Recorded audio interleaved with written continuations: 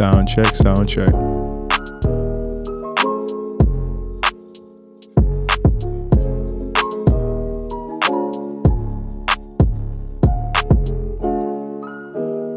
All right. Shalom, shalom, fam. Shalom, shalom. What's going on with you, brother? Good. No complaints. All right. Yeah, so, we back. We had like About what, 2 weeks? I think 2 weeks off. But, we back, So but it's been a great, actually it's been pretty good, man. It's been a pretty good 2 weeks for me, actually. Some things happen within it, but you just persevere through it. You know what I'm saying? And then you see issues with family members that may be dealing with something, and then you catch the teachings in it.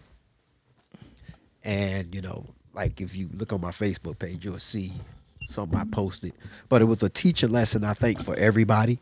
So I had to kind of like post it because I got some stuff from it. You know what I'm saying?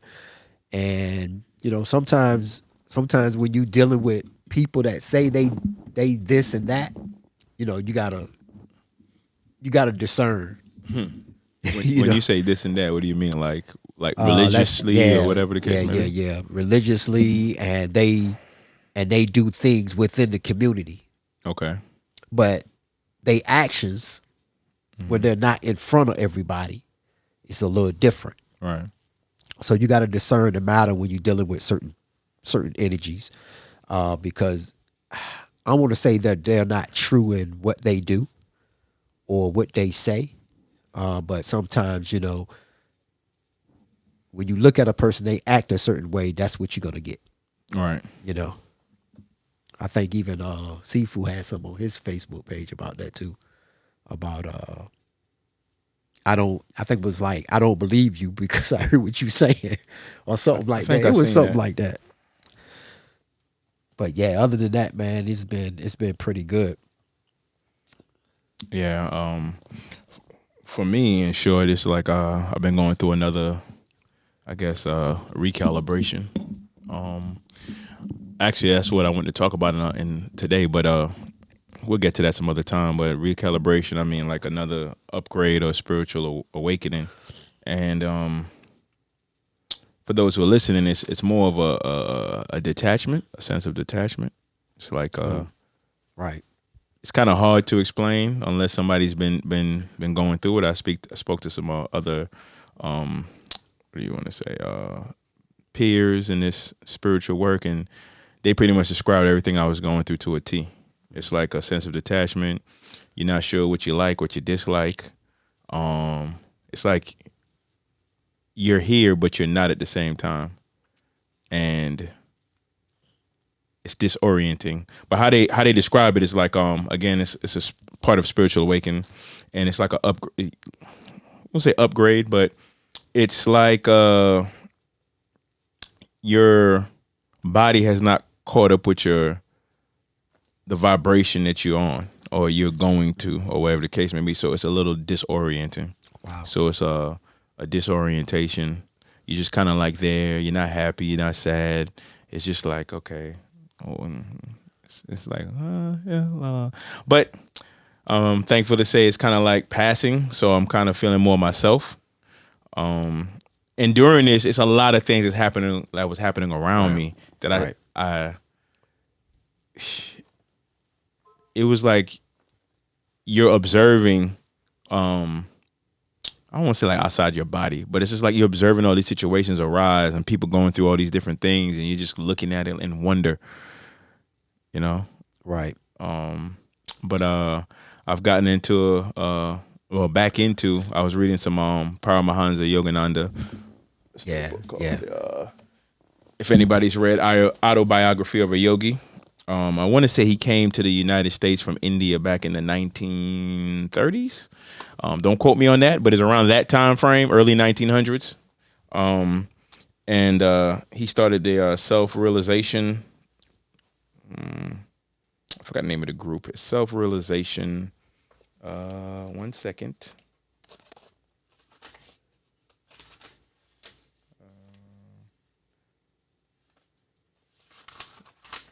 Man, I forgot. I definitely know the name is Self Realization, but I don't want to say it's an institution or whatever the case may be. But it's out in California. Right. But this book is called The Essence of Self Realization: The Wisdom of Paramahansa Yogananda, and it was recorded and compiled and edited by his disciple Swami Kriyananda. And this was a person that followed him around when he first came to the States, one of his earlier disciples. And I guess how it starts off, Paramahansa, he looked at him and said, you should be, he's go around and talk to different people, different Right. walks of life. And he said, you should take note of it because, you may forget some of the things that I said. So this is just a bunch of writings that he compiled throughout the years that he was with Right. Paramahansa, 3 to 4 years or something like that. And they're very very interesting. They're Right. very interesting. He evidently well read. He read the Bible and the Torah and certain religious texts. And again, the essence of self-realization Right. by Paramahansa. Well, the wisdom of Paramahansa Yogananda. And I've been posting them on Facebook because you know I love wisdom. Right. You Right. know, Right. wherever it may come from. Right. So Yeah. I guess it goes along with what we're gonna segue into, and the title of this episode Yes. is gonna be The title of this episode is "We Are Gods" "Ooh, or "You Are God." Blasphemy." You know what I'm saying? It's gonna be it's gonna be interesting because you have some people that say they read the book, or let's say the Bible, and or teach the Bible, and they would tell you exactly that you are not God. Right. And you have other people that may not even deal with the book say, no, you're not God. Well, if you God, brother, make it rain. Oh, Stuff like that. right. Simple things like so. And this is not like the all comprehensive understanding of you are guys, because it's multi-level. You know what I Very, mean? very. Again, I describe knowledge or wisdom or understanding as like an onion. You have the surface, which is what you see that could flake off, and then you have the rest of it as you go to the core that you have to peel off, and then as you peel, you get different versions or different levels of understanding. It's just all depends on where your consciousness resides. Right. So again, I am not, or we are not here to convince you of anything. Facts. We're just sharing perspective, and our perspective is a drop in the vast ocean or the ocean waters in this planet. Right. So it's just, it's just a perspective. And Right. if you came to me and shared something with me, I'll take the opportunity to look at it, and I'm telling you the same thing. You may see some things you're like, oh man, I've heard of that, but I never heard of it that way. Take it on board, put it in your toolbox, and the rest that doesn't resonate with you, put it outside. Or Right. right. Right. And we're saying, and I'm glad you brought that up about where your conscious level at, because if you're saying that you're not God, that's where your consciousness That's lies. where your It's not conscious saying level that you're wrong. I'm not saying that you're wrong. I'm just saying that's where your consciousness lies. My consciousness says otherwise, which has been given to me. Now, if you want to, sit down and have a conversation about we are not gods, then we'll sit down and we'll have a conversation about these things. I don't have a problem with it at all. But I'm just letting you know what I got, and my understanding of where I'm at. And like you say, we're not here to convince you to do or to accept anything that we understand, because certain things that he does or he may understand, I may understand a little different. Some people might say, well, they're sin. I don't confound to that. You said that what? Sin. Sin? Yeah, sin. Oh. People sinning or what have you. You know what I'm saying? Excuse me, y'all. I had been stuffy all week. Sorry. Something, like I said, something's going around. Yeah. So, but with that being said, me personally, I don't see people being imperfect. I see perfect.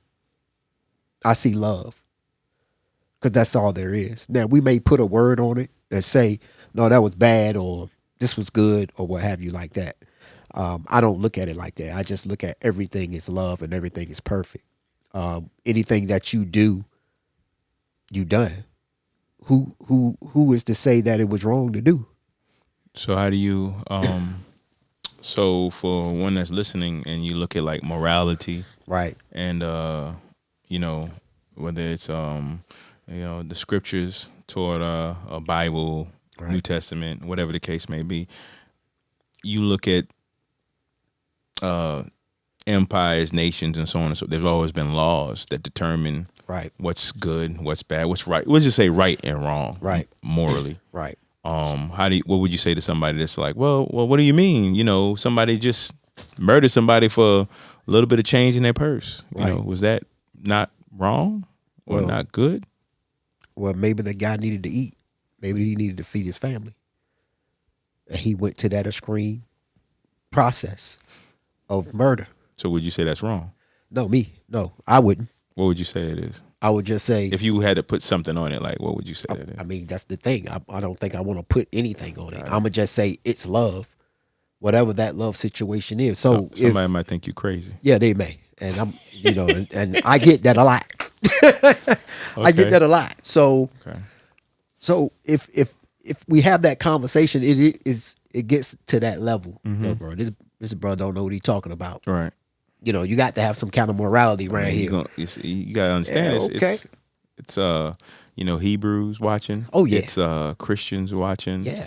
Jews, Muslims. It's all types of people watching, and atheists, people that that would say, well, brother, that's just wrong. Yeah, they would. And I would ask atheists, where you get that from? Where you get it that's wrong from? Who set the boundaries of morality? Who do that? If you don't believe, especially if you don't believe that there's a God, who set anything? Who set these moralities up? Well, even the big three: Christian, Judaism, Islam. Right. They'll say Allah, the Creator, or God, Christ. It dictates that how we treat each other Right. as human. To steal is wrong. Right. Yeah. Until he got to feed his family. That's interesting. Yeah. It gets that way, and it gets there. Okay. You know, I think I gave the example before a couple of some weeks ago, and I shared about the bird going in the store taking some cheddar chips. Okay. Was it morality that he what? I mean, who set the rule here? So are we gonna put the bird in jail? I mean, He stole. I doubt we hold animals to any type of human laws like that, Right. unless it's like a maiming, like if a certain mauling Or a animal, mauling, they'll put and it then they'll we'll- put they'll put and the they'll put animal them to down. death. Right. Right. Who set these boundaries? Well, I guess it's how we value human life True. over Over whatever, other types over of stealing life. or what have you. So if a guy go in there and steal, and he gets shot, was it justified because he was stealing? Well, we got a whole see Malak Yeah. is ahead today. We got a whole system that goes into the ins and outs of Right. codes and law as we Right. understand it, that says why it's right and why it's wrong. The thing is that nations are built upon foundations Right. of rules that keeps down what we would consider anarchy, the Right. lack of order. Order. Right. So, and this is interesting because man would say, well, if you keep looking at the information and stuff, it goes all the way back to the gods. Right. What gods? And that's the question. Right. That's the question. What gods? What gods? In the big three, we're in this construct or idea that, there's only one God. God. Right. And then every other God, whether it's made out of wood, out of stone, we call it idol or idolatry. Right. They're false gods. Right. However, we see that in certain scriptures and texts, they talk about the laws were given by God. Right. And the thing is, it's like I personally believe there's only one source of everything, Right. which I wouldn't necessarily call God. Okay. I and this is just me. I'm not Gotcha. saying it for you. I'm not speaking Gotcha. for you. Just because that word God has been so distorted over the centuries or whatever the case may be, but I use it in the Right. sake of conversation once we make a foundation of what we're talking about. Right. So from that source comes many others, Right. or lights or beams of lights, Right. or energies or matter. And we can call those, from my perspective, gods, Right. right? Yeah, facts. But they're still extensions of that one. Right. So when we talk about certain things that we read in certain texts, and when you get into, for example, I haven't read it in its entirety, but like the Bhagavad Gita, the Mahabharata, they talk about these beings or entities that were physical, that flew in vehicles, Vermanas, and so on and so forth, and they Right. had different wars on Right. this planet. And when you get into the Bible, it talks about Elohim, Right. right? Which, if you literally translate that word, it's God's. Right. And now somebody's gonna say, well, I don't agree. I don't agree with that. You're taking things out of context. It depends on the context you're using. Right. In the beginning, it says Elohim created, and I know created is a singular. Right. For me, that's the source. Right. But in this instance of creation, or in a beginning or beginning, it's talking about Elohim created, Right. right? So it's a plurality unit creating. Exactly. So as you continue reading, it talks about the creation of, and I don't really get into the understandings that I've come upon, Right. but the heavens and the earth, Animals. light, Lights. absence of sun, Right. At least that's what we believe. Right. Then, stars, sun, moon, ocean animals, birds, and then we have animals, and then we have man. Right. But what does it say about man? It said, let us Us. create man in our own image and our likeness. We're gonna go into male that and too. female. Yeah. So, and then it's a whole nother conversation when we get into Genesis chapter 2. Right. And it talks about Yahweh Elohim. Right? So Interesting. this is going to be it's going to be a heavy conversation when we talk about God, or in this case Elohim. Yeah, it's gonna be. It's really gonna be, especially because of the understanding that we've gotten. Right. So it's and we may not shed light on that on this this podcast today, but we will get into it, and that's gonna be like, then you thinking people thinking really be crazy. Right. That's what it's gonna be. So be it. Right. So be it. So be it. So I want to go back to the morality thing, and Malak said it's an imbalance, talking about the bird. it's an imbalance. An imbalance. Okay. So let's talk about the morality that, like I say, sometimes I don't believe in certain things, right? So who set these standards? And to the point it's gonna be, okay, we all have to come to an agreement, okay, this is what it is. So like right now, a lot of people are talking about the young lady that went over to Dubai. I know nothing about that. Right. So let me inform you. She went over to Dubai for a vacation, and she rented a car or whatever, and she got into it with one of the guys that was there renting the car, and she raised her voice at the man. Oh no, she's in jail now. Right. She can't go travel. She can't do anything. She's in jail. Okay. Revoked it. Okay. But over here in the United States, you could do that. Okay. You can cut somebody out.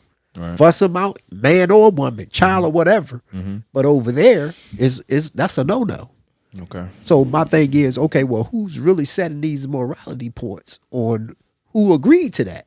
But Right. they agreed for their like you say, Society, for right, their society and their foundational right. understanding of what they got. Which I want to say is more on the Islamic side. Exactly. So that's very much patrilineal. The man is the head of the household. Right. The woman is his wife. I don't want to say property, but it's leaning towards that line as far as she's Exactly. a value commodity. I'm gonna go on the terms of value commodity in the family. Right, right. So without going into like she's like my phone. Right. But so they very much covered a lot of the old ways or the more ancient patrilineal way of dictating society and life. Right. So yeah, you're not gonna. A woman is. I'm sorry to say, women here in America, in Dubai, in the Middle East, in the Levant region, it's not gonna be much women raising their voices at men. Yeah. Right. So that's what I'm talking about. About okay, this morality stuff, but that's probably another show or podcast. But let's get into you are gods. Okay. Let's see what we can what we can come up with. What's why we say you are gods. Okay. Let's talk about why you say Oh, we are fine. God. Great. Oh, we could just go to the first chapter in Genesis if we just want to start with the book, which is Genesis chapter 1. Okay. It says, "Let us make man in our own image Okay. and our likeness." And if you look up those words, image and likeness, Let's get it. Let's get yeah, it. go ahead, get that, brother. And I'm not trying. I'm not trying to teach A lesson. a Hebrew lesson. I leave that for the mores and the teachers that's having Shabbat right now. All Right. praises to those who are keeping those ways and those laws, Right. Well, what I'm those doing, traditions, I should say. right? What I'm doing, I'm just giving you what I gotten out of the book, and then coming from other books also Okay. outside of the Bible. All right. And I said, hold up, they saying it directly Okay. in other books, right? But then when I go into our writings or the writings that we was given in the scriptures, it say the same thing, but it's underlined. It's like you can't get it. You're not when you first read it, you may not get that. What do you mean? Get that?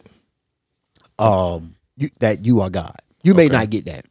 Now, when you're talking about like Indian texts Mm-hmm. and their sacred texts or whatever, they directly tell you that Okay. this is what it is. It's like it's presented in a way that say you can't miss it. Right. You can't miss this. Right. This is what it is. But when you're dealing with the scriptures, it's kind of underlined. It's kind of underneath the stories. or So what it's more have of an interpret. You have to interpret it or read Right. more into it. you had to read more into it. You had to, and like you say, you would have to study.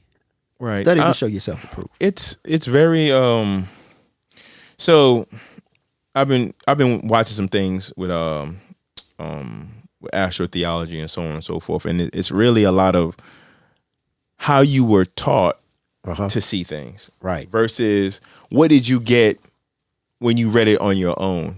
Like as far as verbatim, what do you see? Right. And then it's one thing when you read it in English and another thing when you read it in the actual language or the language that we get that is written in and Right. the interpretations or whatever the case may be. So that's just a very interesting thought because it's a lot of things that I've come across over 10 years ago that's now coming up again. Right. And it's like, okay, when it came up 10 years ago, it's like, well, that's not the popular narrative. So I just kind of like overlooked it Right. or chucked it to the side, or I don't really chuck things to the side. I'll put it in my little compartment in my brain. Right. And And it'll come back. it'll come back. So it was, excuse me, Genesis chapter 1, verse 25. And it says, and God, which will be Elohim in the Hebrew, God made the beasts of the earth. And I'm reading from the King James Version. God made the beasts of the earth after his kind, and cattle after their kind, and everything that creepeth upon the earth after his kind. And God saw that it was good.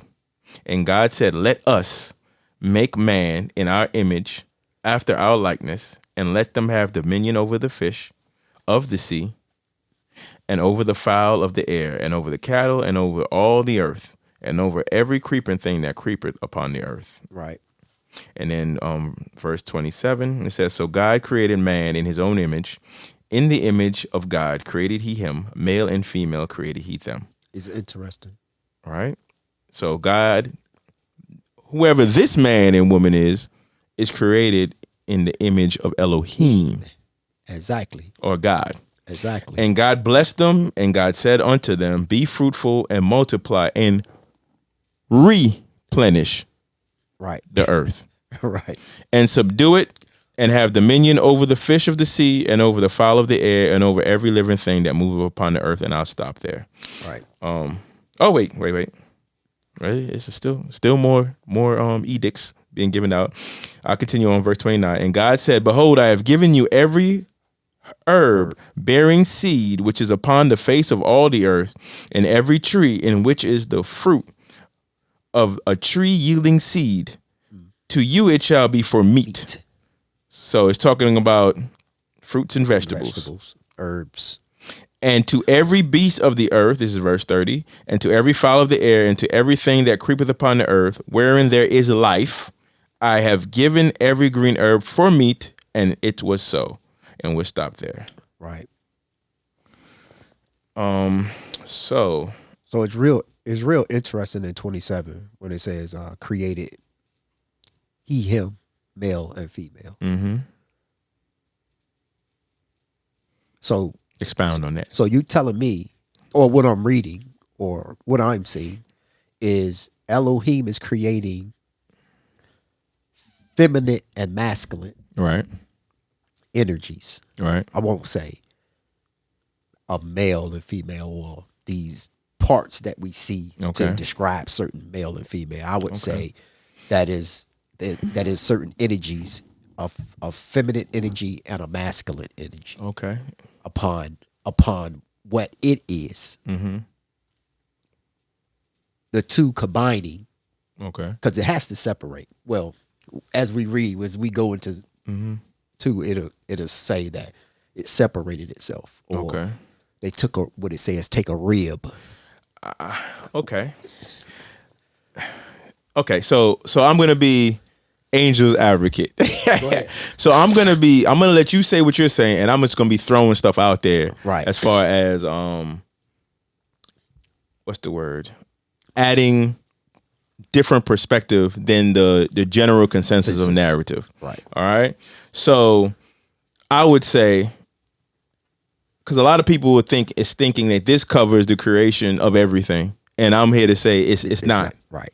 It's And again, I'm saying this. You can disagree. It's fine. It's a perspective. This is a recreation. Right. This is a repopulation. Right. After a certain cataclysm that happened. Right. So people, as you keep reading the scriptures, it talks about we talk about Noah and the flood, and I'm what's the word? I'm suggesting that there were at least four cataclysms that preceded, maybe three. I'll say three. Three cataclysms that preceded the Noah flood would have been the fourth. So what we're reading here is actually another recreation or reconstitution of the earth after. That's a broad statement as a different level of understanding.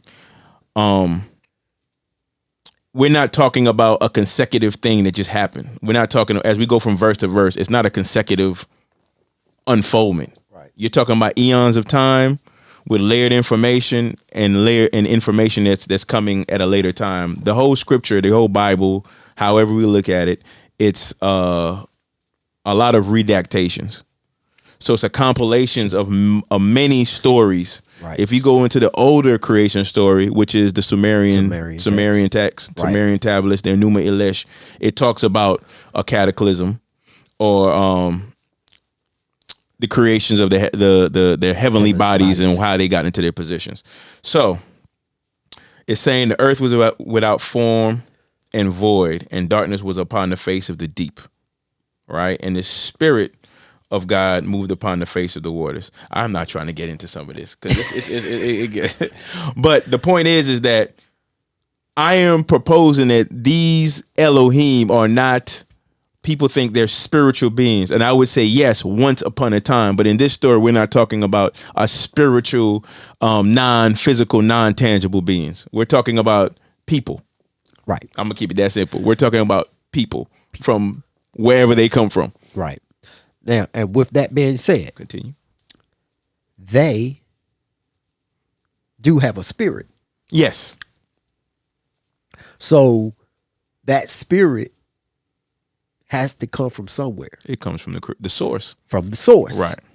So if it comes from the source, that means they are God, Right. right? So that's what we're trying to get to, that they are gods. And it wasn't wrong for the people to call them gods. No, it was not. Now, worshiping is something totally different. Now, to me, like I said, yo, if that's what they want to do, let them do it. I don't have a problem with what people do. All right. Let me give some. I don't have the book. I give more references because it's gonna be a lot of information that's coming. Yeah. That like if you look at psychic Edgar Casey, he talks about certain things with Atlantis and Lemuria. Right. Ruth Montgomery. And I'm going to say these names again. Edgar Casey. He talks about times before what we have is written histories, Atlantis, Lemuria, which talks about these beings. Again, the Mahabharata. A lot of Indian. When I say Indian, I'm not talking about Native American. I'm talking about the East India. Yeah, right. They know the whole Hindu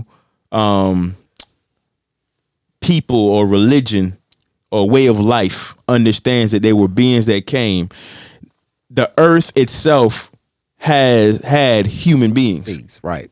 which are sons of the source, creations of the source. Exactly. With young souls. Right. And these beings came from other places and they mixed in with the humans with their DNA. Right. Exactly. So you have what we consider Elohim on earth, Right. or sparks of life or souls that manifested human bodies Right. here on earth. Right. Then you had beings that came from other places Right. that came and tampered with the human genetic or genome or so on and so forth. Right. So what happens is when you get into understandings of, this is Destiny of Souls, but this is a book by Dr. Michael Newton. And again, this is Destiny of Souls, but I'm referencing Journey of Souls because I didn't get a chance to go look for the book. That particular book I read years ago, and it talks about like in between life and death, reincarnation, and so on and so forth. You could also look into Dolores Cannon. You could check her out on YouTube. Some of her videos are up, but I have many of her books. I read these years ago, and it actually gets into spiritual beings, spirit guides, ascended masters, things of that nature, teachers, guides, and whatever that actually are here with you right now as you're watching this. There's angelic beings that's watching over you and your spiritual support team, SST as we like to call it. And what happens is as these beings tamper or for the divine plan, they did whatever they did. We keep it simple because we'll discuss this in other podcasts. It's almost like once you put your hand to the plow, you have to see it through to the end. Right. So what these beings did is as they created vehicles for souls to incarnate in, modified humans, or what became Homo sapiens sapien, Right. they also started to incarnate in these bodies. So we are them and they are us. Right. And I need to definitely see questions. Which makes all of us one. Right. One whole consciousness being. It's almost like saying if you worshiping anything outside of yourself in a second or a third person, I don't do that. Okay. I don't do that. I worship what's in me, what comes from me. So, and we're gonna have to unwrap Yeah, that. go ahead and wrap So what you're saying is that somewhere along the line, you have divine beings Right. that are indigenous to some cases, because that's a whole story behind that. That's indigenous to the planet, what we call Earth today. That they had divine guidance Right. on certain levels, and some outside forces came and intervened. We'll say that, to be nice, we'll say that intervened, because just like us, they have love, light, and negative aspects, and so on and so forth. They intervene in human evolution, Right. and we started to look at these beings at different points in history as something to be worshipped, Right. when we already inherently had our own divine guidance system Already given to already given to us by the source Exactly. of all. Exactly. Continue. Exactly. So when you're worshiping or saying or praying, let me say praying to a second or third party being or something outside of yourself, because I've heard this been said.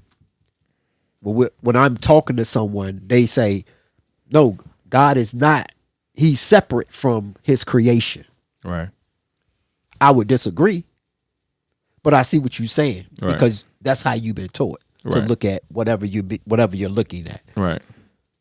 I don't look at it that way. Okay. No, the only thing that exists is the creator. Right. That's it. It's love. That's it. That's the only thing that exists.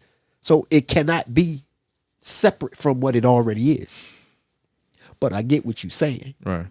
And I would probably agree with the guy, but he probably ain't going to agree with me. Oh, of course not. I agree, bro. But I worship what develops inside me. I pray to what's inside that triggers that spark, The connection. that connection, that thing that makes you go out and do things or do certain things. Right. That's what, and which I would say that's that spark, or that's that light that you should be intertwined with, growing with, moving with, speaking with. Right. Not the ego. Right. Which is the lower self, based on your sensual pleasures, your hearing, seeing, feeling, touching, tasting. Exactly. Right. But what you need to navigate this physical realm through here. Right. Because you're gonna need it. which projects outward. Right. Those senses deal with the things that's projecting away from you. Right. And the sense that you're talking about, or the level of consciousness you're talking about, is within. It's going within to connect with that which is greater than this physical plane. Exactly. And you know, we spoke about it 2 weeks ago, and this is what I would call the Christ. Right. The Christ consciousness. Exactly. The Atman, if Right. you're into the Hebrew understandings. The one. Right. The one is manifested in the many. Exactly. It's the and to paint the picture for the audience, it's the concept of the ocean, right? And as a wave develops, it starts cresting and the bubbles and everything at that. Right. Imagine that one wave before it crashes back into the ocean. In that moment or instance, it's having a whole experience as that unique developed wave. Right. And it's in that moment, it's individualized as that wave. Right. And it has that experiences. Now, of course, it's milliseconds or moments. Right. But if we slow that down, it could seem like a lifetime for that wave. Exactly. If we're going to put expression on the wave. But once it crashes back into that ocean, Right. all of that experiences now goes into the vast oneness of the wave. Right. But was the wave ever separate from the ocean? Right. Never. And what's happened to us as human beings is we identify things have happened for eons of time, eons and eons of time. that causes our minds or the ego has taken over to a form which is reinforced in our religious institutions, Right. which is reinforced, religious institutions, our governments, and our family members, Right. which makes us feel like I gotta look. I have Out. to go to a place. Place. I have to go to a Come on. person. I have to Come do, on. a person, places, and things Right. dictates my closeness with the With source. the source. Not Exactly. right. Which is not. Which is not. But it Because it's can all- be. it can if be, you that's take what you your want it. sovereignty Right. And put it somewhere and else. put it somewhere else. Exactly. So, but your sovereignty is already within. It's always. I want to touch on what you were saying about that wave, because that wave, even though it's that one wave, but it's many waves in the ocean. Yes. And even in the wave, guess what? There's trickles of drops that comes forth from that wave. Right. So they are individualized also, but it's never it's never set itself out from the ocean itself. Right. It's always been the ocean. Right. We've always been God. I'm gonna try to break it down like what it was said to me one time. It was God became man, so man could understand that he was God. Right. That's how it was broken down to me. Okay. And I was like, okay, I get that. Now, if I was one of the first ones to tell you, quick, you couldn't come to me and tell me I'm God. What, bro? You crazy? Right. But until I started reading other stuff and coming back to scriptures and stuff, and I was like, hold up, it's right there. And then you listening to some other people, that's how they explain it. It's like, and I'm gonna give you another one, like the TV screen. Mm-hmm. The TV screen, let's say the TV screen is God. Okay. Everything comes inside the TV screen, but the TV screen is never affected by what's on the screen. Got it. But it is the screen. But it is the screen. So you're saying all the different stations, all the different channels, all the different whatever is projected onto the screen. Exactly. But the screen still remains the screen. It still remains the screen. And each show, and it's funny because every person that's watching it identifies with whatever it is that they're into on the show. Exactly. I don't watch sports, but somebody might be, Right. the Cowboys and whatever, and they go crazy about, the season Exactly. and so on and so forth. I got to get home to watch the game. the game, or I got to get home and watch my favorite shows on whatever it is. So even in that, you can see how a person's mind connects to these individualized shows and these individualized things. Right. And somebody will say, well, I like to watch the news. Man, how you sit there and watch the news every night at the same time? Right. That's the time the game's on.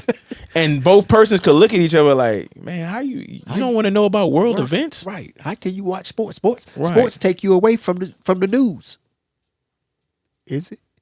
Or is all of it taking you away from looking within? That's interesting. Because you're looking outwardly You're looking outwardly. for whatever it is that captivates you, Right. instead of looking within. Whatever captivates you should be within. So why do you think that we're so disconnected? A lot of us as human beings, as people, we're so disconnected from the source to where we have to go to a person. Right. Which I'm not saying any of these things are bad. I'm not saying all this means it's ultimate disconnection, but I'm saying we have to go to a person. We have to go to a place. We might have to, some people, they idolize or look at things. Right. So what is it? What do you think happened to get us to a place to where our understanding is so external? I would say I think a lot plays into it. Right. As we understand, certain things you got to go through because you chose to go through certain things. Right. When we come here, is already a veil set upon you. Right. So you to forget. So once you forget, so now you get to searching. Mm-hmm. And some people search Right. really, really hard. Some people don't. Some people just don't even care. They're just gonna do what they do. Right. But it's a particular person that's upon the earth. They're searching for, what am I? Mm-hmm. Who am I? Why am I here? Why am I here? Right. These things set forth in you to go search.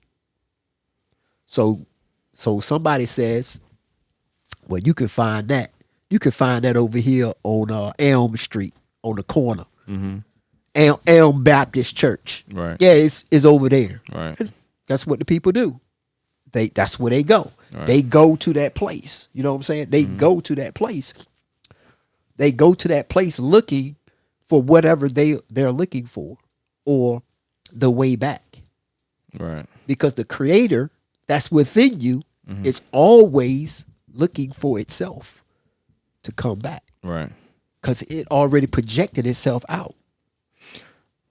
So would you say that like okay, it's certain people that you could say the creator, yourself, you that's put on your path Right. to guide you to where you need to go. Exactly. You know, like someone may ask me like, okay, do you still consider yourself Hebrew? I would say yes. Right. You know, but you're not going to the assembly, you're not doing this, you're not doing that. But it's me understanding that every path that I've taken, every choice that I've made has gotten me to where I am right now. Right. And I can't look at, you know, growing up, going to the church, being in the church. The church sparks certain things in you. Right. Whether Exactly. you let it lie dormant, whether you it just makes more questions. And then it's all things within you that's actually pushing you forward and pushing you in certain directions. It's interesting because I'm in a place where I can't really denounce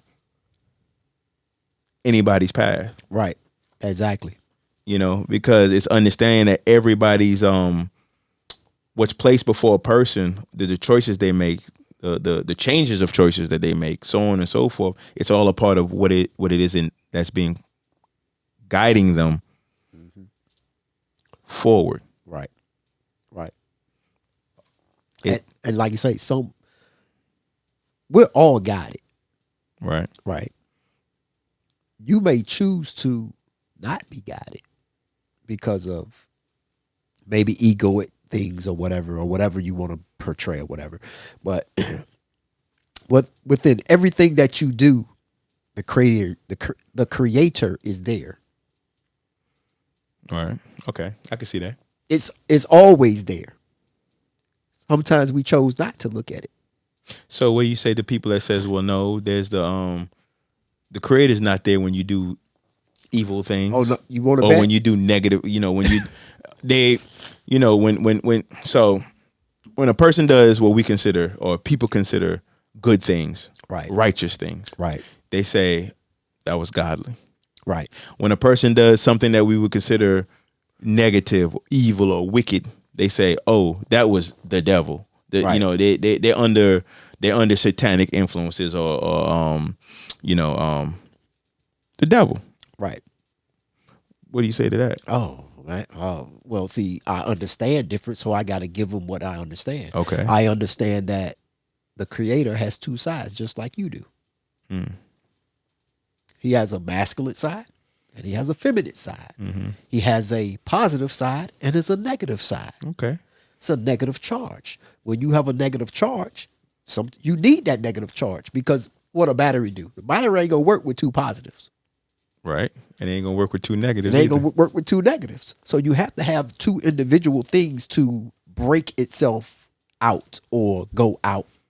So you're talking about like kind of like the yin yang. You need some type of friction, Right. or iron sharpens iron, friction Exactly. to rub against each other to get perspective, Exactly. to get understanding. Because that's the only way you're gonna get it. That's the only way you're gonna get it on this plane. Right. That's the only way you're gonna get it because you have to have, just like you always say, if you keep thinking about a negative thing, it's gonna bring itself forward to Right. you. So because you're gonna have to deal with it. Right. Because this is what you're bringing. Right. And the only way to deal with that negative thing is to show it love. Right. But if you keep giving it back negative, Negative. it ain't gonna work. It's just It's not gonna work. right. You're just dealing in that one area. Exactly. You That's know, it makes me wonder,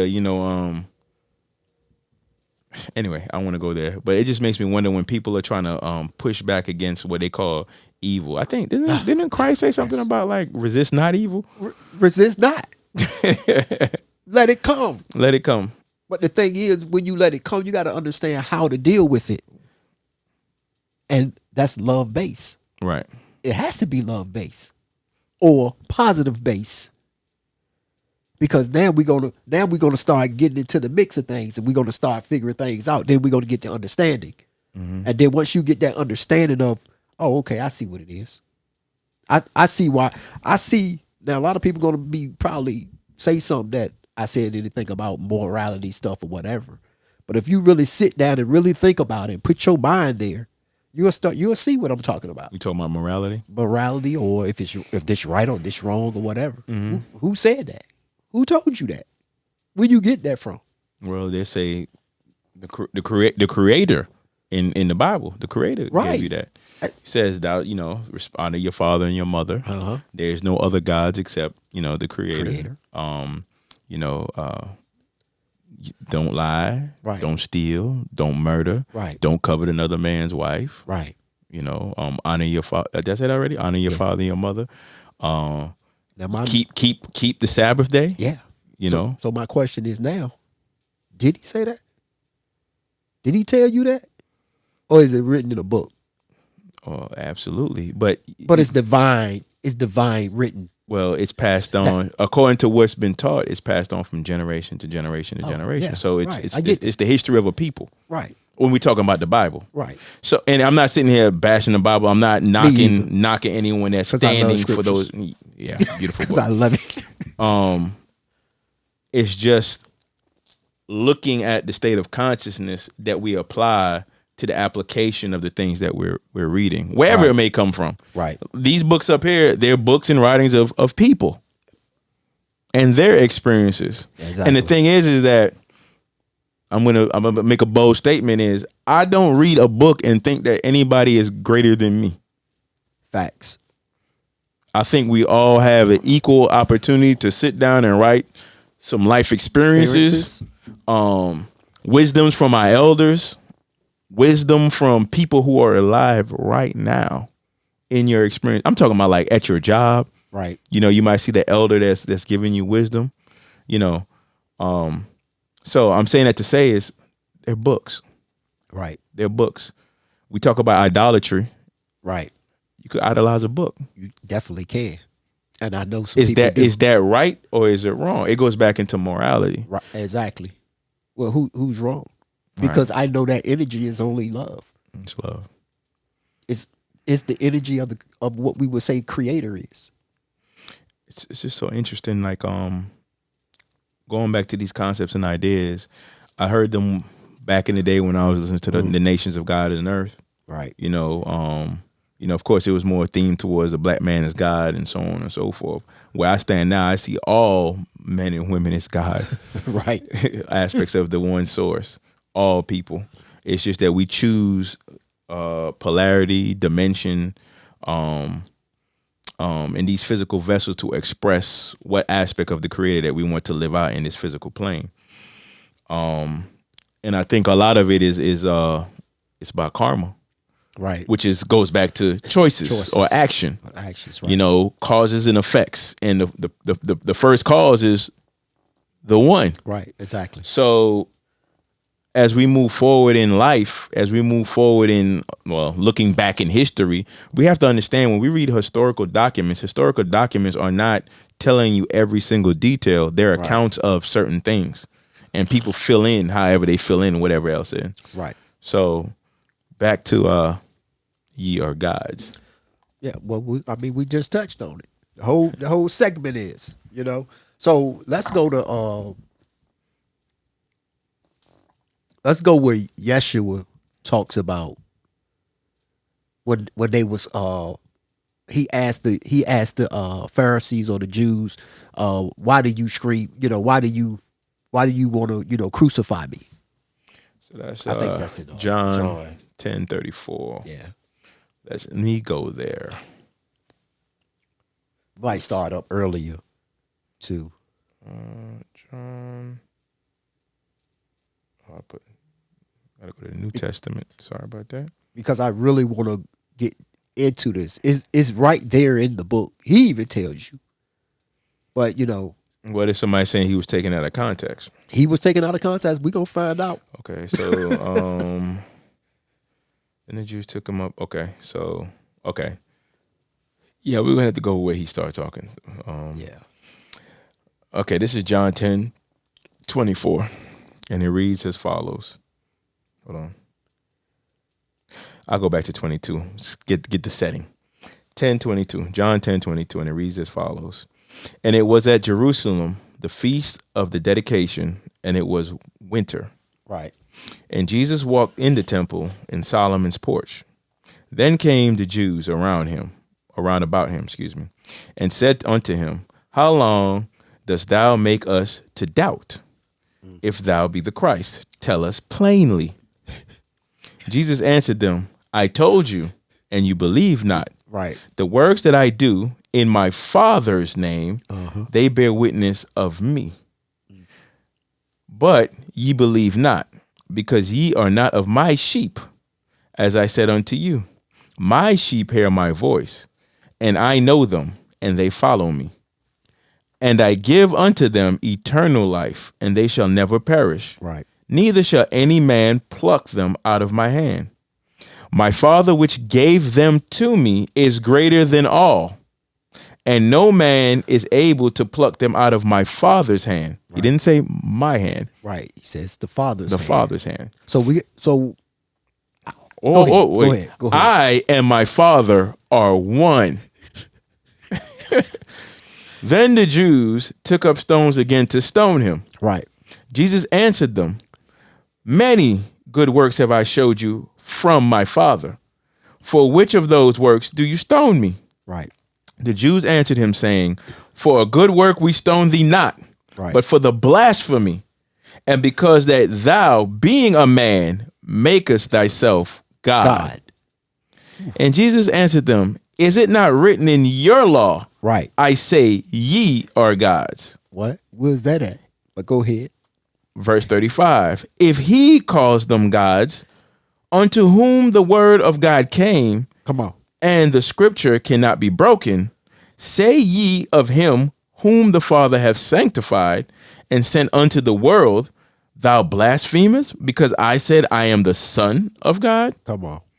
If I do not the works of my Father, believe me not. Just don't believe me. Just don't believe me, bro. But if I do, if I do, though ye believe not me, believe the works. Believe my acts. Believe what I've done. Believe what I've done. Exactly. That ye may know and believe that the Father is in me and I in him. Right. Let me look up something. Go ahead. Interesting. So he's breaking it down and telling them, don't believe nothing else but my works. You don't have to believe me because I say I'm God. You don't have to believe, let me say it. You don't have to believe me because I say that I am God. But I'm going to take you to, especially when I'm dealing with certain people in a religious set or a biblical set, I'm going to take you in your book and I'm going to show it to you. So go ahead. I was going to read something. And it's a word that when I speak words, or anybody on this panel speak words that you may not have heard before, go look them up. And then when you look them up, go dig deeper, right? Atman. Atman is the Hindu word that means soul or spirit. Essentially, it refers to the real person inside an individual. It is made of part of the spirit of Brahman, which I'm going to touch in a second, who Hindu believe is the one true ultimate God. Don't get caught up on the word. Just say that we could say the source. Right. Therefore, it is not something that can be seen or touched, but it is eternal and everlasting. Atman in Sanskrit means self or breath, one of the most basic concepts in Hinduism. The universal self, identical with the eternal core of the personality that after death either transmigrates to a new life or attains release, moksha, from the bonds of existence. And let me Brahman. Brahman is a supreme universal spirit that is eternal and unchanging. Right. In the Hindu holy books, they refer to Brahman as being present throughout the entire universe.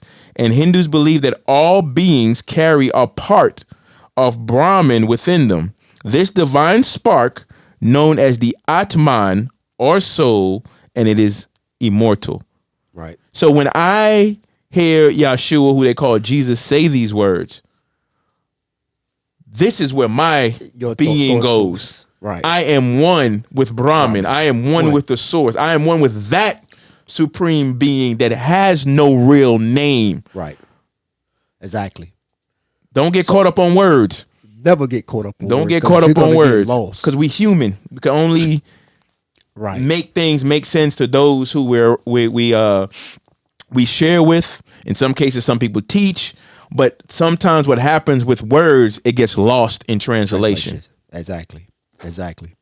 And what I like when you said, I am. I am. Because a lot of people would say that's the name of the creator. Right. I am. Which they're right. Right. Because it just means to be. To be. I To be. exist. I exist. To be. Yo, I exist. Right. I am that I am. Or what they would say, Ahaya, Asha, Ahaya, or Ekye, Ekye, Eshe, Ekye. Ekye. I am. I am. You are that. You are that. As you. You as you. Or that which is expressing itself as you. Right. See, it's I need to ask for the words because it's such a thin line when we talk about paradoxes and when we talk about idolatry, the concept of Yeshua, Jesus, my understanding is this wise. He came to show us that which we are, which is like him. Exactly. Right? Some people say, well, no, he was perfect. Okay. Oh, and that's fine. I mean, but Job was perfect. Exactly. Job was perfect. It's other people in scripture that's perfect, that it says it's perfect. Yeah. So I'm not arguing perfection. John the Baptist's father was perfect. I think it's what's his name? You said it. Was perfect. Let's just say that. I'm trying to now you got me now his I'm name trying to get his trying name to stuck get his in my name. head. But the point is that it's not about what we think is perfection. It's that Christ being Exactly. is perfect, has been perfect, will be perfect, has always been perfect, and it dwells within you. Right. Right. And that was what Christ was speaking to when he came to talk to his disciples and the followers, or those who were spiritually sick. Right. And you have to understand when Yeshua was talking, it was the Christ that was speaking through him. Right. Or God speaking through him. Just like it speaks through you. When you get to talking to someone and you like, hey, where'd that come from? Yeah. That was the Christ. It really won't you. It really won't your egoic self. It was the real you. What they would say. Right. It was the real you. That's the real you who's talking. And that's the God in you. That's the God in you. That's the God in you. See, the thing is like, all transparency. We just here to following the path of Christ or Yeshua, following the path of the masters, the teachers, Right. the Buddhas, the Krishnas, the so many, Vivekananda, Kriyananda, all these enlightened beings. I'm not saying I'm enlightened. I'm just saying following in the path that have come to tell you that ye are God. Right. Or to tell you that ye are an aspect of God. Or to tell you that the Christ is dormant within you. Wake up. It's different ways of saying the same thing. Exactly. It's just a matter, like as O'Kane said, where your consciousness lies. Some people, they need to say, well, you need to be like Christ. That is easier for the mind when you have been told you're a filthy, dirty Dirty. sinner. Come on. And you, because you're a filthy, dirty Come on. sinner, you are separate from the source. Come on. And because you are separate from the source, you need something outside of you that's more pure, more holy, more cleaner, more crisper, Right. to connect to get back to the source. Right. And the truth of the matter is, if that's what you need, then I'm with you.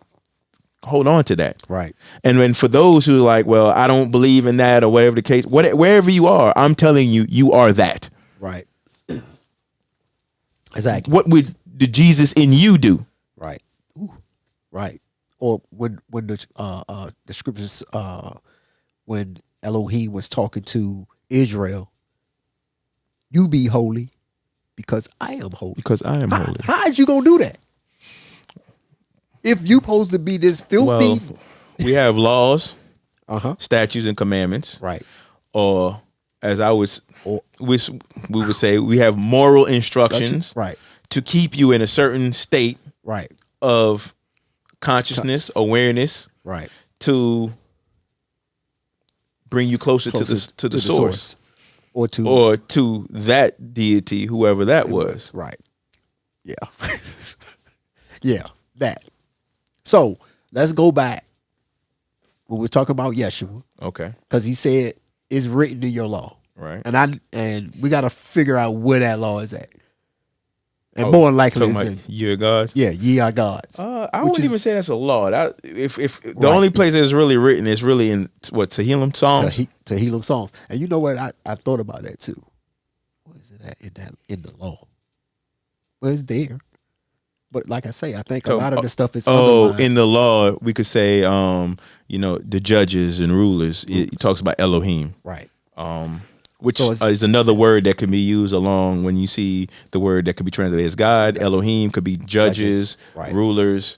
Okay, let's go. Ye are gods again. Which is, I think, Psalm 82. I think it is.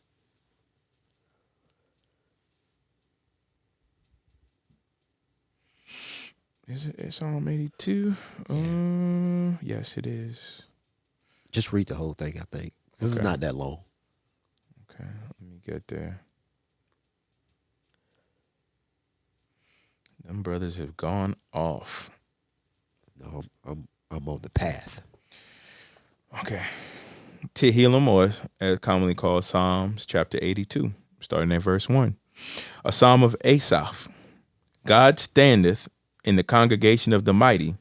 He judgeth among the gods. How long will ye judge unjustly and accept the persons of the wicked? Right. Selah. Right. Defend the poor and the fatherless. Do justice to the afflicted and needy. Deliver the poor and needy. Rid them out of the hand of the wicked. They know not, neither will they understand. They walk on in darkness. Uh-huh. All the foundations of the earth are out of course. I have said, ye are gods, and all of you are the children of the Most High. But ye shall die like men, and fall like one of the princes. Arise, O God, judge the earth, for thou shalt inherit all nations. Did it say all or just some? All nations. All. All are sons of and daughters of the Most High. Yes. Yes. All. It didn't say some. It says all. So if, like Yeshua was saying, if it was said in your book and the book can't be broken, what you gonna do? This is what it says. But you're gonna try to condemn me because I say that I'm God. So what would you say Or to the Son of somebody God. what would you say to someone that says, well, this is just talking to the nation of Israel? Where it say that at? It say that in that scripture? Not Oh. not in this scripture and verse. well, but let's keep they're it on the saying they would. I mean, one would say this is being directed towards the children of Israel because it's coming out of one of their the books. Got you. So my thing is they're gonna try to keep me in the book, Right. right? I'm gonna take them out the book and show you Everywhere else that everywhere else before our writings. okay. Well, this says it right here too, in their writings. Right. So who got the right stuff? If we want to say was who got the Right rights or wrong, or right, wrong right, right. stuff. Right. When it's saying the same thing your book just said. It's interesting. Is and that's but the key is when they try to keep you in the book, Well, I think. Go ahead. it becomes circular reasoning Right.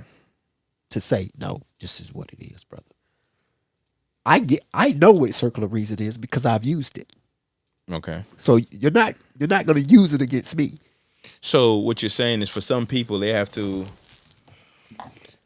contain the thought they have to bring you in their world in order to make their world make sense. Makes sense. So could they say that about like what we saying? Like we have to bring them in our world, but then again, I would, from where I stand, I don't see that my world is contained. Right, exactly. It is not contained where we're at. Because we venture out, they're gonna stay here. So, okay, I got an analogy for that. So I've been in different places around the world. Right. Right. But I have met people that have never been out of Brooklyn. Right. You know, New York, you talking about Right. New York City. They've Right. never been out of Brooklyn. And when you go to each city, and I'm using New York because it's a metropolitan. You know, I could probably use the 7 cities, but I haven't even been everywhere in the 7 cities. But when I started going to like Brooklyn, Queens, Manhattan, Bronx, the Bronx, for those that Right. it's they're all self-contained. They got their Exactly. own bodegas. They got their own little spot where you go get your clothes for the Exactly. low. Right. Everything. Right. It's almost like you don't have to leave. Right. And the thing is like it could become comfortable. Like when I was a recruiter trying to put people in the Navy, you know, it's people that live in like little tenement apartments, 5 families in like a 3-bedroom house. Right. You know, or maybe I might be exaggerating, but a lot of people in one small family apartment. And the hardest thing was to get them to understand it's a bigger world out there. Exactly. Right. Exactly. And the way circular reasoning is, it's like you because you've not seen or experienced or have ventured out or went to different places. It's easy to stay comfortable in a comfort zone with your group, Right. your family, your Exactly. same friends, so on and so forth. And I could Right. use that and put it on when I left home to join the Navy. Right. You know, at first my recruiter had to chase me. I'll be there. You I'll be trying there. to go. I'll be there at 4 o'clock tomorrow. Was I there for? No. So because the thought was I'm leaving. They trying to get me to leave home. Right. And it's comfortable. My mom, my sister, you know, my family. And when it comes to religion and spirituality, they are self-containing constructs. Right. They'll have words and things in there that's going to say anything else outside of this teaching is a liar, is a liar. thief, is the Right. devil, is Exactly. Shaitan. And the Right. thing is like, even what you're being taught, is it the way that it was meant when it was written? Written. Exactly. Because you are going to someone to interpret it for you and teach it. Exactly. And then they have other people that they're under or they're with. So they get together and have meetings and so on and so forth to say, we're going to teach it this way. Exactly. Exactly. I've seen that. And it's people that might not agree, but they go along to get along because it's the popular narrative. Exactly. And the Right. thing is that you as a sovereign being, you know, the Most High is always, always, always trying to, I'm saying, reach out to you, but awaken within you. So it's going to be tales and things that's going to be, we talked about the chakras, but the seat of your Right. your sacral chakra. Right. Your Or they say you seat have a of your- gut. Right. Your seat of your intellect. Your or what they intellect, would right? say Your that. your No, gut feeling. You may feel like that's not right. That doesn't sound. I don't agree with that. Right. But because everybody else is saying, you know, praise and hallelujah, or you know, Oh, this must be inshallah, right. or whatever the case may be, it must be right. Right. If you turn on social media and it's a bunch of people saying slightly different, but it's more or less the same thing, it must be right. And we're living in a time that's not that kind of thinking. It's I don't want to say it's outdated, but the vibration of that kind of thinking is it's going to keep you stuck and it's going to keep you Right. suffering because your reasoning or the circular reasoning, the gut feeling is telling you something isn't right. Things are ping, but then for the sake of being comfortable, you overlook it and you start going through the same cycles of situations and circumstances. Right. It's like it's no growth. It's more of like a retardation or a stunt. And you find in a year, 5 years, 10 years, Right. you're just going over the same stuff over and over and over and over again with no changes in your living situation and circumstances. Might be small increments of change, but Right. But you're still going through the same thing. you're going through the same thing because you may believe if you are God, that means that how you project your thoughts and your beliefs create the conditions of your reality. And I said, if, right? For those of you who don't, what I'm saying doesn't make, doesn't register anyway. So that would mean that the way your thoughts register, for those of you that understand, because of your belief, it keeps you on the same plane of existence because you believe that's where you're supposed to be. Right. Versus I'm wealthy, I'm rich, Right. I'm a son of God. Right. Those things that I've told myself that I may not be able to get, or the reasons why I may stay in a job is because, well, it's paying the bills, I'm just gonna stay here. Right. I could do better than this. Right. And you can. And you can. No one is holding you back. No one. Nothing is holding you back except you. Yep. You create your own reality, or I could say it another way. You create how you choose to perceive the nature of your reality.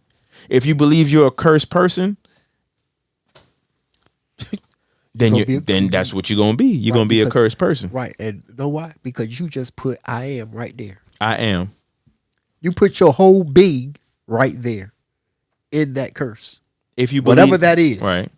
You put yourself there just by saying it. No, I don't know what you're talking about. When jokers come to me like, no, I don't know what you're talking about, bro. It's not just by saying it; it's by believing it. But what? Saying it, you could say a lot of things. People say a lot of things and they do something different. But where does the seat of your emotions and your vibration lie when you utter certain things? Right. And where does that keep you? And the thing is like people that break away from certain thoughts, the people that stay in the old thoughts, they go back, they look at them and they still try to convince them that. And the person's like, no, I'm not. No, I'm not. Well, you in the same country I'm in, or you in the same place that I'm in. How can you not see that, brother? How can you not see that? Because my situation is different. Right. Exactly. My situation is not the same. Right. We may share a lot of things, for some of us, skin complexion. We may choose to live in the same community, right, but the experiences is not the same. Right. They're different, totally different. And I want to touch on because you're coming out of the barrels, right? Okay. I had a cousin that stayed in the barrels. Actually he's from the Bronx. They from the Bronx. But he was in Jersey City at the time. Okay. But he came down here to visit. Mm-hmm. Him and one of his partners was already here. He came down to visit, and he stayed with me. So I'm taking him around. I got my car. I'm taking him around. Right. We driving around. We go to the mall. I shut the door. He shut the door. He say, first thing he say, bro, you ain't gonna lock the door? No, I ain't locking the door. For what? Man, you can't do that in New York. That's what he said to me. I say, bro, this ain't New York. It's okay. Don't worry about it. Let's go. We going to the mall. We in the mall for about 3 hours. Mm-hmm. Come back. He looking like he's shocked. Right. Because ain't nothing happened to the car. Like, bro, it's not like that here. Mm-hmm. But since he hasn't been out of that area or that zip code, it trained his mind to think, yo, something's going to happen. Right. But nothing happened when you came down here. It was this, at that time, especially at that time, it was country. Right. That's when I would say military circle was still jumping because that's where we was at. Mm-hmm. It was jumping, but no, it wasn't like that. Not saying that they don't steal here, y'all. Mm-hmm. I'm not saying that. But at that time, no, it's it wasn't like widespread in the way that. Right. Exactly. I think it was a rap song one time, when you used to leave your VCR on the porch at night. You can do that at one time. I mean, I wouldn't try it now. I mean, you could leave a VCR. Ain't nobody gonna take a VCR right now. But You ain't gonna leave a PlayStation 5 yeah, out there. you ain't gonna leave your PlayStation 5 out. Malak made a comment. He said the truth within is trying to guide, but the ego wants to stay attached. Exactly. Exactly. And it wants to attach and it wants to rule. Right. Man, Again, that's interesting because I would say, as me thinking about the ego, it's like it don't love you, but it does love you. it love itself. It love itself, Right. and it knows exactly what it wants, especially when you give it that power. So the ego resides within the ego resides within the intellect.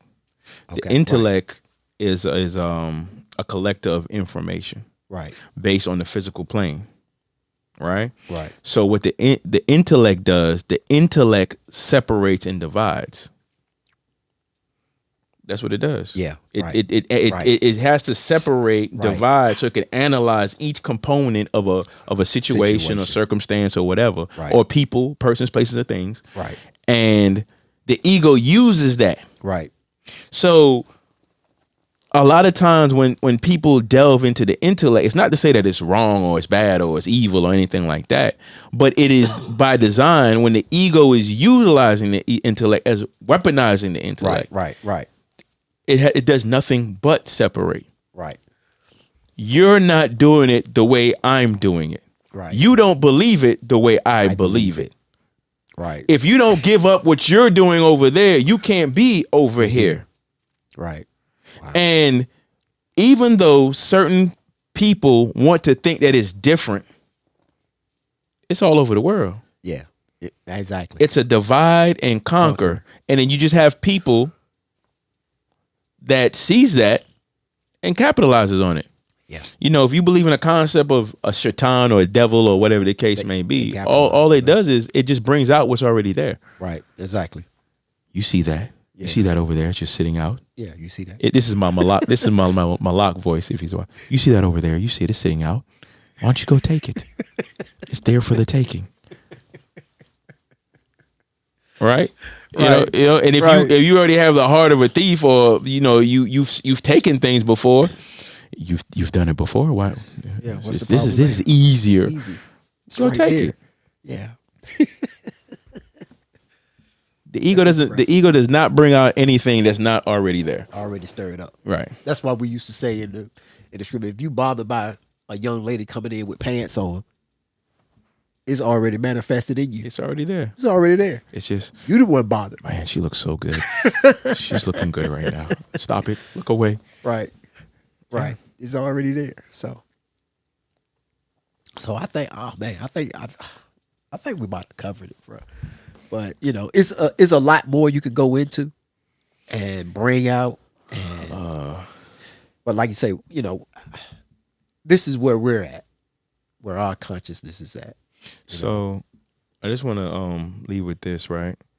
Someone will probably say, and maybe I'm speaking to someone, they say, well, that isn't, why would God want to be here? It's so much evil and so much wickedness. It's so much, just so much bad things that happen here on this earth, this planet Earth. So much what we would call heinous and just devious, malevolent crimes or things. Right.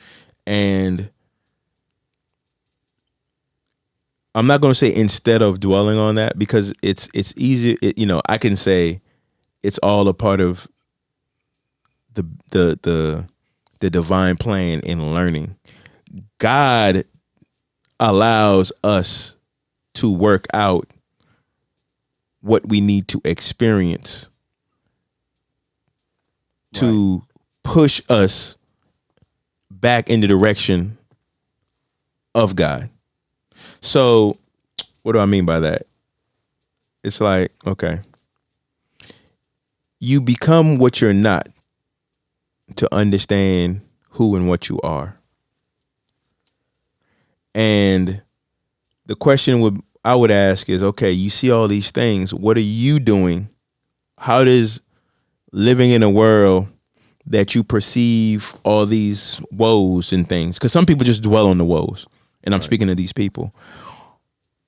if you can't stop looking at that aspect of it, then what are you doing to help better it versus looking at it and becoming downpressed by the energies that you choose to dwell in, because this could cause, like, depressive states and so on and so Right. forth. Exactly. So what I'm saying to you is I'm challenging you to make a change. There's charities, organizations. You could donate old clothes and belongings. You can, to different types of victims. I'm not going to say it because the algorithm and so on and so forth. But you have different types of victims: children, women, men. It's so much that we have the options to do. You witness on the news, or you may witness personally something.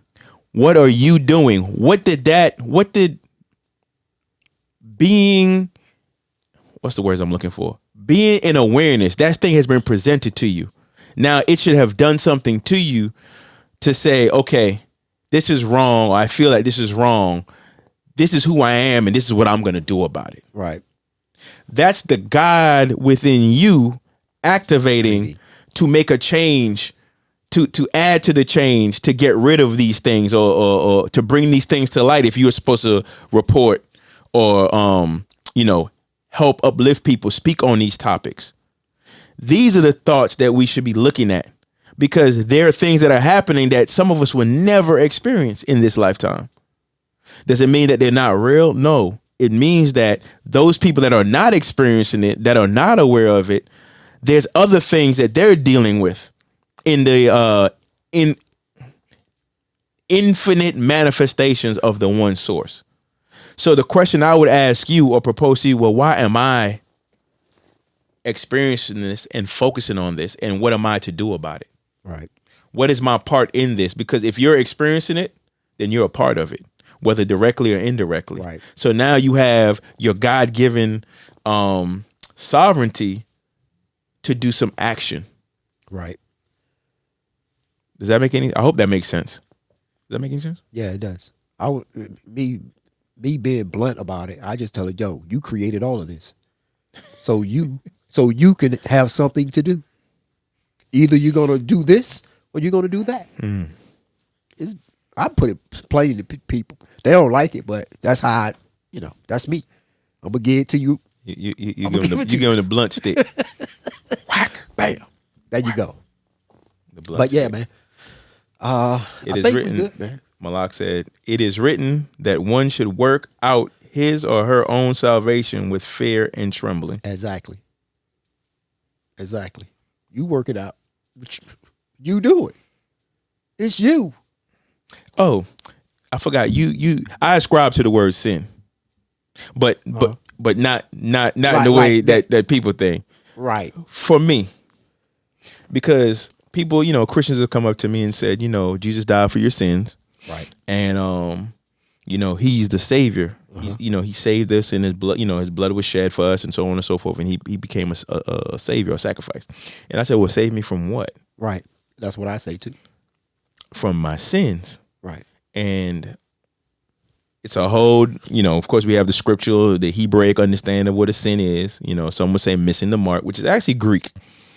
To miss the mark, sin, it goes back to the Greeks. But my understanding of sin is to disconnect myself from who and what I truly am. When I act out in my lower self, I'm not God. I can't be God, or, well, to me, So you count that up as sin. that's a sin. Because you're transgressing who and what. Watch this. Watch the implications behind it. Go ahead. Let's, for humor's sake, let's say you are God and you can be the greatest change on this planet. You, whoever's watching this, and you say, well, I am not that. I can't change anything. Ooh. And I need to go look outside of myself and find something or someone or some place to go to get me in a state of consciousness. Right. To come close or try, if I choose to try, because a lot of people use, Jesus, Yeshua, or whatever as an excuse Right. to fall short. Right. You see what I'm saying? So Exactly. what you've done now, you've taken your sovereign ability to make a change in the world, to put your energies and your powers to help the needy, the poor, sick, widowers, so on and so forth. And it's not about just the works. It's just about being that change in the world to help uplift the vibration of the planet. You're saying that I'm not able to do that that. because I'm less than. Right. You're not that. I am not that. What greater sin is that Yeah. Right. than to be a source of positive upliftment and change for all people? Right. It said if one person feeds a starving person or helps to heal a sick person, Just one. just one, you've already started to change the world. You already charted. Even your change of thinking will Change the world. Will change the world. Yep. Change yourself first, and you'll change the world. Change the way you think. Right. You change the way you look at things, the things you look at change. Right. So that's why I was saying in the beginning, yo, there's certain things I just don't deal with. I don't deal with saying whatever is wrong or right, because I've changed my thinking on the world. Because I know it's all love, it's all teaching, it's all the one learning from itself. All right. And choosing how to express itself based on the actions of the things that's happening all around it. Exactly. You have a choice. It's all based on choices. All choice. Interesting. Any more? Got any more? That was the last thing from Malak. Okay. Everyone's working out with fear and working out their salvation with fear and trembling. That's an interesting thought in itself. Fear and trembling. I fear the actions. That's what I fear. I fear the only fear I would have is that I make a choice that's least for my highest good, and I have to deal with that some say karma, but deal with that cause and effect of that down the road, whether in this life or the next. Right. That's the fear. If I was afraid, that's the fear that I would have. Like, man, I pray that I set myself up for heaven in the next world. You know what I mean? Exactly. Yeah, I think I put some up the other week, last week, about that, about be kind to your past. Yes, I remember you saying that. Yeah. So it can be kind to your present, so you can be kind to your future, if that's what you subscribe to. Oh, speaking of which, this is a New York Times bestseller. It's funny because since I've had these spiritual awakenings, I was actually talking to a coworker at work about like my understanding of reincarnation. Right.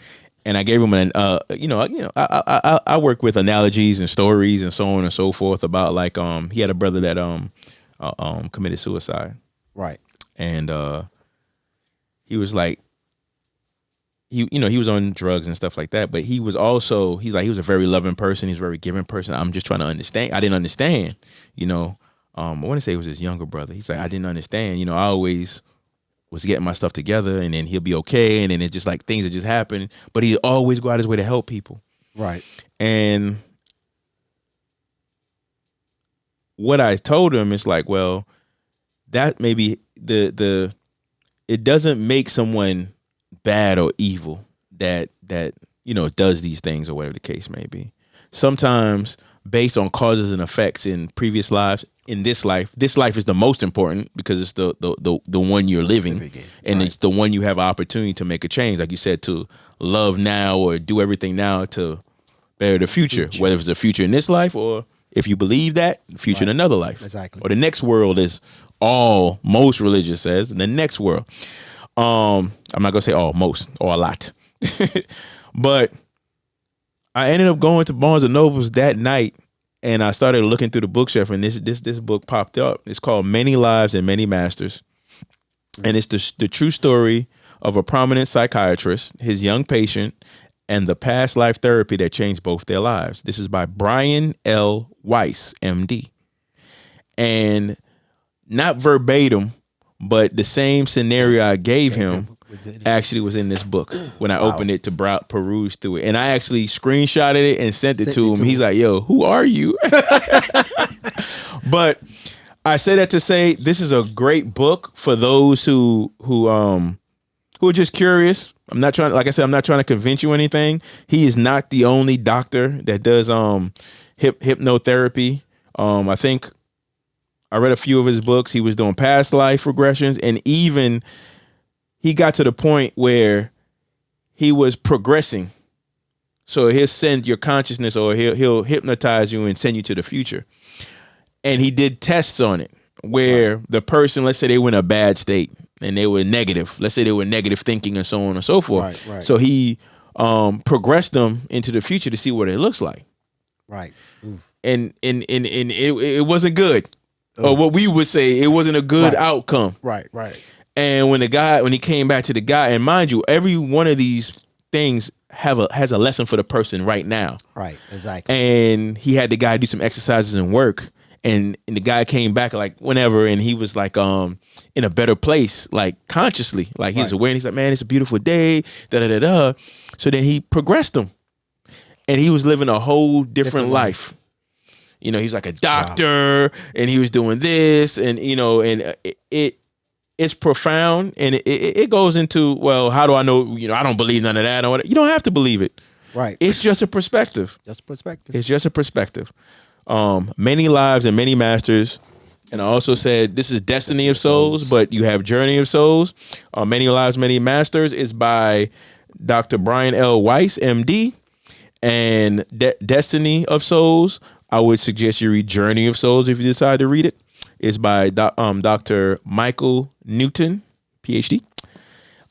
Very, very good. And you'll find out about past lives, future lives, in between lives where you're dealing with spirits, situations with transition when you immediately when you lay down this physical vehicle to I see myself floating, I'm looking down, yada yada yada. You have near death experiences, so on and so forth.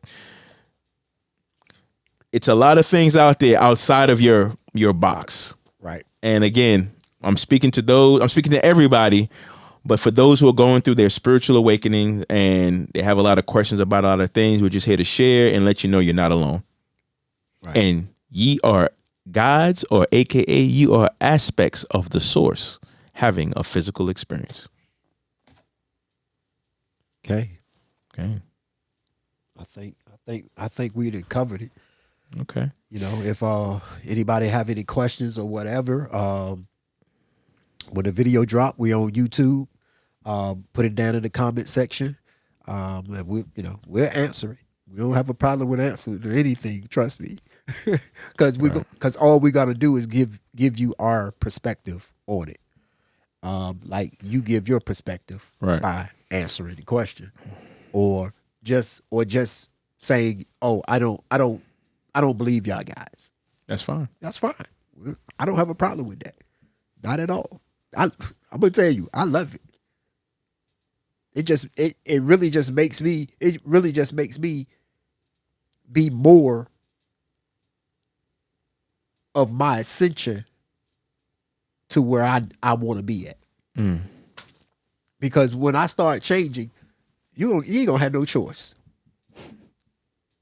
Because the energy or that source, once enough of us change, you're gonna start changing. Right. Somebody's gonna change. Now it may not be tomorrow, might not be next week, but it's gonna be a change. Maybe 20 years later. Oh, you know what? I remember the brothers was saying that on a podcast I saw 20 years ago. They were saying the same stuff. Man, this is interesting. The shifts and changes are happening right now. Oh yeah, always. So with that's being said, much love and light to you all. Blessings upon you, love upon you. Yes.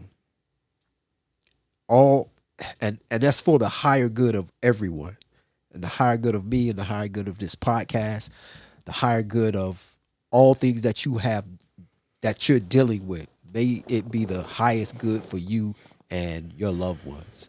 Yes. Like I say, we we appreciate everyone who watched the podcast, who leave messages, who share it. We just want to thank you. I think the last time we was talking about the podcast on YouTube, I think it was like at 102 subscribers. Okay. That was, but within that week, Mm-hmm. it was like 126. But I was doing some other stuff. I was Okay. getting the algorithm start to come our way. You know what I mean? So Okay. you do certain things. So, but it's getting out there to the people, man. We love y'all for it, man. We just want to thank y'all and continue to build with us, and we'll build with y'all. And thank you for your support. Again, I'm not gonna be one of the guys that say, hit the subscribe button or any of that stuff. But if anything that we talk about touches your heart, and you feel guided to subscribe, so be it. If not, so be it. Definitely, if you have questions, concerns, thoughts, if something wasn't clear, ask it in the comment section. Right. All right. I want to thank you. You could have been anywhere else in the world, but you're here with us. Peace, much love, and namaste. Shalom, shalom. Shalom.